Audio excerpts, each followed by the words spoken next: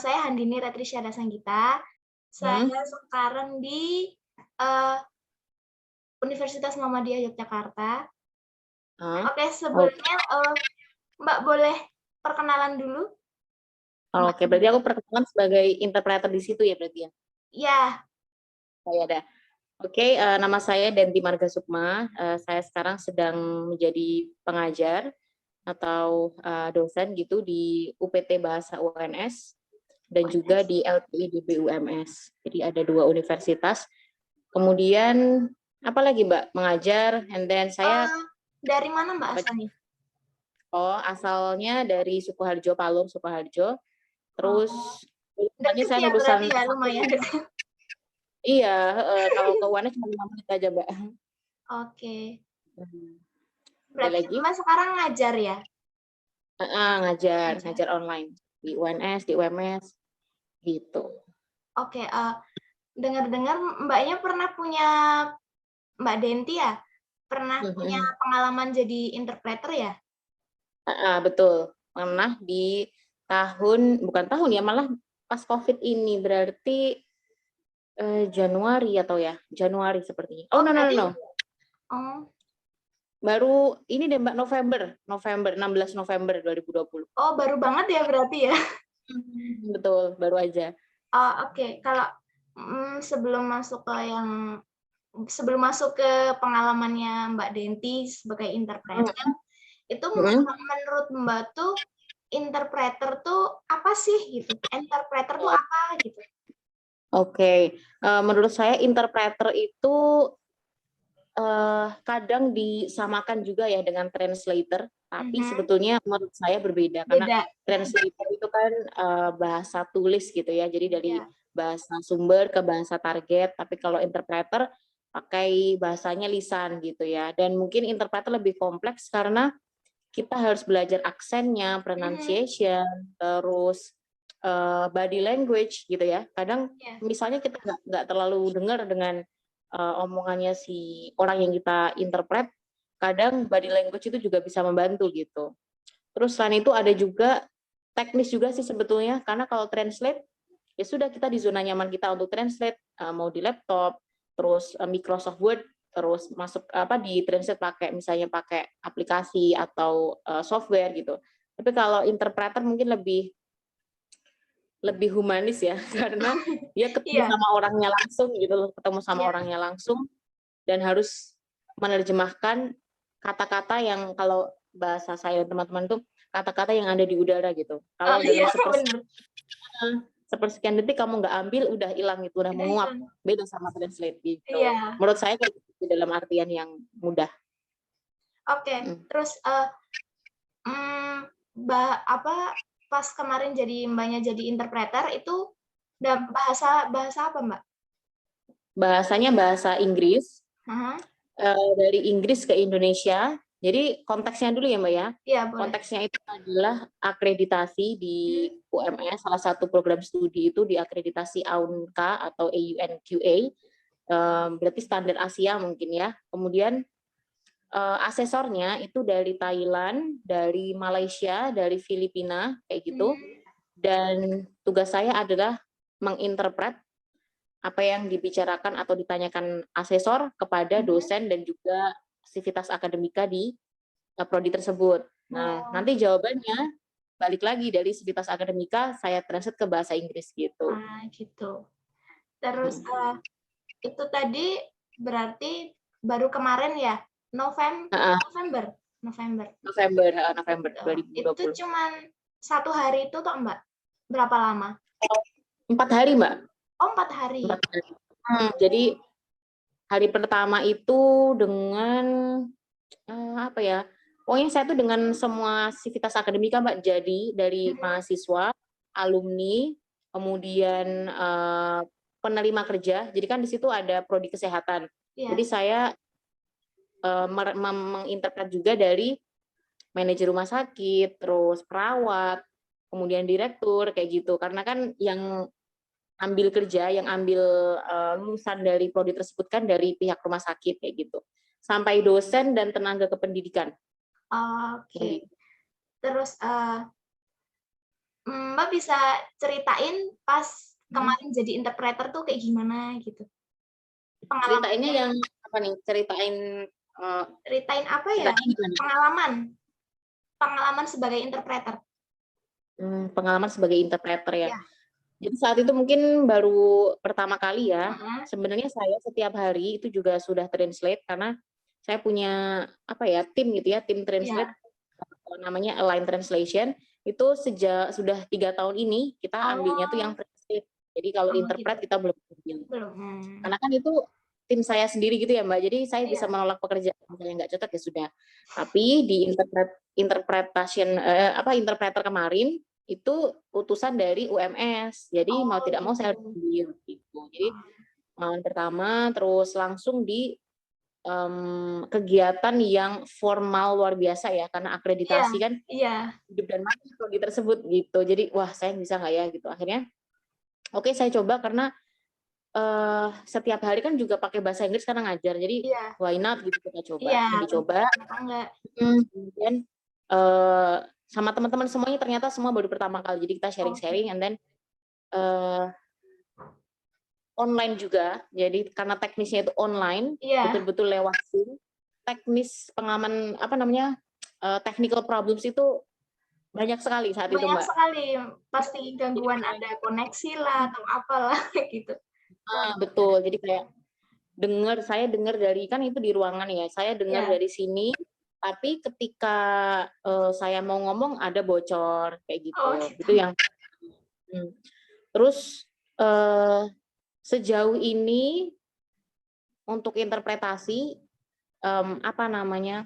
butuh kerjasama dengan orang yang kita interpretasikan. Menurut saya ya kerjasama itu penting. Gitu, ya. Ada banyak sekali orang-orang yang butuh interpreter, tapi dia tidak tahu apa fungsi interpreter itu.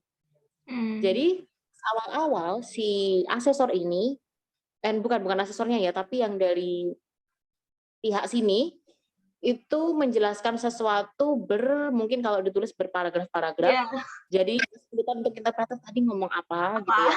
Tadi intinya di mana gitu. Akhirnya kerjasama juga. Intinya kalau pengen berjawab pakai bahasa Inggris silahkan, interpreter akan hanya mungkin membantu. Tapi kalau butuh interpreter silahkan bekerja sama. Jadi mungkin 1 kalimat, 2 kalimat, 3 kalimat masih oke, masih ingat gitu ya. Kemudian setelah itu lancar sih Mbak, jadi lancar. Jadi apa yang disampaikan, apa yang diterima itu insya Allah sesuai gitu. Tapi ada mungkin kalau interpreter di akreditasi itu mungkin untungnya di situ saya diperbolehkan untuk pakai taking notes gitu. Sudah diwanti-wanti, nanti kalau ke dalam ruangan nggak boleh bawa apa-apa. Waduh, kalau nggak boleh bawa apa-apa berarti kalau ada istilah penting takutnya malah udah buyar gitu ya. Akhirnya diperbolehkan saya pakai catatan untuk mencatat hal-hal penting gitu. Karena kadang gini, orang yang diwawancara itu ketika ada pertanyaan yang dia paham sekali, jawabannya itu panjang banget. Itu pasti. Jadi kalau nggak pakai catatan, kita hanya bisa memaparkan inti saja. Padahal kan kita juga butuhkan detail-detail yang lain. Gitu. Tapi sebagai seorang interpreter tuh kayak taking notes tuh kayak harus nggak sih Mbak, atau emang itu tuh harus terus gitu kan? Iya nggak sih? Atau enggak? Penting nggak itu taking notes? Kalau taking notes menurutku based on the context aja. Gitu. Konteksnya mungkin hanya casual, mungkin dari turis mau ada orang yang wawancara gitu, casual. Mungkin nggak pakai nggak apa-apa karena istilah-istilahnya kita bisa paham gitu. Tapi di sini konteksnya adalah akreditasi internasional, terus universitas ya, kemudian ada kemungkinan gagal dan tidak gitu. Kalau casual kan nggak ada gagal atau tidak, tapi paham atau tidak gitu. Tapi ini kan kalau kita salah ya sudah berimbasnya gagal terakreditasi. Terus kalau boleh sepanjang taking notes-nya itu kapan menurutku kalau ada istilah-istilah yang mungkin asing bagi kita saja sih. Terus nih kalau menurutnya Mbak Denti tuh hal apa aja sih yang dianjurkan sama yang tidak, berdasarkan pengalamannya Mbak kemarin? Oke, jadi dusnya Ya, dulu kemarin itu ketika ada sesuatu yang asing bagi saya, misalnya kemarin kan prodi kesehatan. iya, Jadi banyak sekali istilah kesehatan kayak misalnya infus, bangsal, terus apalagi ya, banyak banget kok kemarin itu kayak apa namanya, klinik, terus penyakit-penyakit dan semua jenis penyakit yang saya baru tahu, saya baru dengar saat itu juga gitu. Dan kadang mereka itu menyingkat karena si asesor dan juga orang yang diwawancara itu kan mereka dalam satu bidang ilmu. iya, Jadi mereka paham apa yang mereka bicarakan kalau dalam satu bahasa. Nah, iya, sayangnya saya di situ sebagai interpreter bahasa Inggris yang bukan basic kesehatan. basic kesehatan. Jadi apa namanya, ada sesuatu yang saya perlu ketahui gitu. Dus-nya pelajari dulu konteks-konteksnya. Terus kalau misalnya dalam sepersekian detik kamu nggak tahu ada sesuatu, ada kata yang kamu nggak tahu, silahkan konfirmasi gitu. Oh, Daripada salah interpret oh gitu. gitu. Kemarin ada sih pengalaman itu si asesnya tanya tentang bla bla bla banyak gitu, terus dan including the DM. Saya Oh, mikir including the DM, what is DM? Gitu. DM itu apa, saya mikir banget, tapi ketika saya campurkan dengan konteks-konteks kata-kata sebelumnya, akhirnya ketemu apa itu DM. apa Apa Mbak? coba? Diabetes mellitus. Oh, Nah, gitu. oh gitu. Jadi kayak apa namanya, ketika nggak tahu, pertama kali adalah menyambungkan dengan konteks kata-kata di depan, kata-kata belakang, kira-kira lagi ngomongin apa nih? Lagi ngomongin penyakit, ya sudah, saya fokus ke DM penyakit yang depannya D, apa, diabetes mellitus. Diabetes. Terus setelah kita menyambungkan konteks kata awal dan kata akhirnya itu, ketika kita tetap nggak tahu, lebih baik konfirmasi, baru konfirmasi gitu.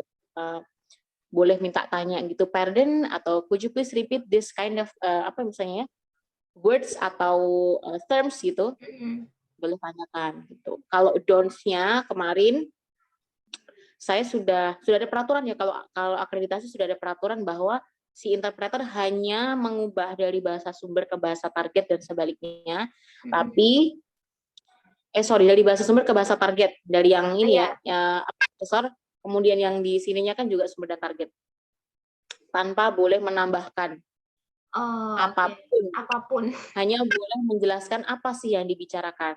Jadi ada kayak gini, asesornya tanya something, saya sudah paham apa yang harus saya interpretkan. Tapi si bapaknya ini bingung mau jawab apa, jawabnya bingung gitu. Akhirnya kemana-mana, jawabnya kemana-mana. Dan saya tidak boleh meluruskan. Gitu. Jadi saya harus tetap menerjemahkan apa yang sudah dijawab, saya balikin lagi. Terus si asesor tanya lagi, kok jawabnya kayak gini? Ya saya ngomongin lagi, tanpa saya menjelaskan kalau bapaknya nggak mudeng gitu. Karena ya saya nggak boleh nambahin dan nggak boleh ngurangin. That's Gitu. it. Jadi kayak jadi bingung nggak sih? Ya udah, kalau bapaknya nggak paham ya sudah. Yang penting saya sudah yakin bahwa apa yang sudah saya interpret itu betul, sesuai. Masalah beliaunya ingin menjawab apa itu kembali ke pihak sana gitu. Saya hanya menerjemahkan gitu. Oh gitu. Oke. Terus hal menarik apa sih Mbak yang pas Mbak Denti kemarin jadi interpreter? Hal menarik saya sebagai interpreter berarti? Ya, iya. Hal menariknya adalah itu tadi sih Mbak, kita harus catch the flying words katanya. I have to catch the flying words. Sekalinya kata-katanya itu hilang, dan bukan dalam hitungan menit ya, itu dalam hitungan detik. Karena kan nggak mungkin jeda lama kita mikir apa ya, itu mungkin. Jadi harus tek-tek ngomong apa langsung di sini tuh kayak bahasa tuh kayak bercampur gitu. Indonesia Inggris Indonesia gitu. Karena harus dua arah gitu kan. Akhirnya ya yang menarik itu sih kemampuan berpikir cepat, kemampuan menganalisa konteks. Kayak tadi DM tadi, kalau saya nggak paham konteksnya, mungkin saya, aduh mau tak translate apa DM? Inisial saya dong, Denti Marga. Kayak gitu. Jadi kemampuan berpikir cepat sama ini sih kemampuan analyzing the context gitu. Gitu. Oke, terus yang terakhir Mbak, ini kasih tips dong buat apa, buat ngatasin kesulitan-kesulitan tadi atau tips jadi interpreter gitu. Ada nggak? Oke, untuk mengatasi kesulitan ya. Oke, the first one itu pahami konteksnya dulu. Konteksnya apa nih? Formal, informal, ya. Jadi kalau kita udah paham konteks, kita bakal bisa merangkai kata tuh kayak gimana, gitu kan? Karena udah tahu ini konteksnya siapa ke siapa, targetnya siapa. Yang kedua, kuasai topik kesehatan. Seminggu sebelum hari H, bukan seminggu sebelum lagi deh, kayak sebulan sebelum saya sudah baca artikel kesehatan yang berhubungan dengan kesehatan. Dan dari pihak UMS-nya itu juga menyiapkan betul-betul kertas itu kayaknya udah satu buku kayak gini Mbak, isinya itu istilah yang mereka gunakan, terus kompetensi apa yang mereka bawa, maksudnya kompetensi apa yang ingin mereka tonjolkan kayak gitu. Jadi pertama pahami konteks, yang kedua kuasai topik, ya, yang ketiga perbanyak vocabulary, enrich the vocabulary gitu. Dalam waktu segitu kan kita harus paham kalau tadi kayak Bang Sal itu kita mau nerjemahin apa. Kalau nggak tahu kita menyampaikannya kayak gimana tuh harus tahu gitu. Kalau salah satu istilah nggak tahu, ya sudah translating atau interpreting by describing gitu. Jadi kayak misalnya ya sudah, itu lorong rumah sakit kah atau ruangan dalam rumah sakit gitu kan bisa. Iya. Gitu. Kayaknya itu aja sih, sama ini pahami setting misalnya di offline ya, lebih baik tahu kamu mau duduk di mana, kamu mau pegang apa, headphone, apa yang harus kamu lakukan, kayak gitu. Jadi harus banyak briefing. Oh gitu. Mbak. Aku rasa nih semua udah cukup, Mbak Denti. Makasih banget udah ngeluangin waktunya. Okay. Darinya. Oke, Mbak.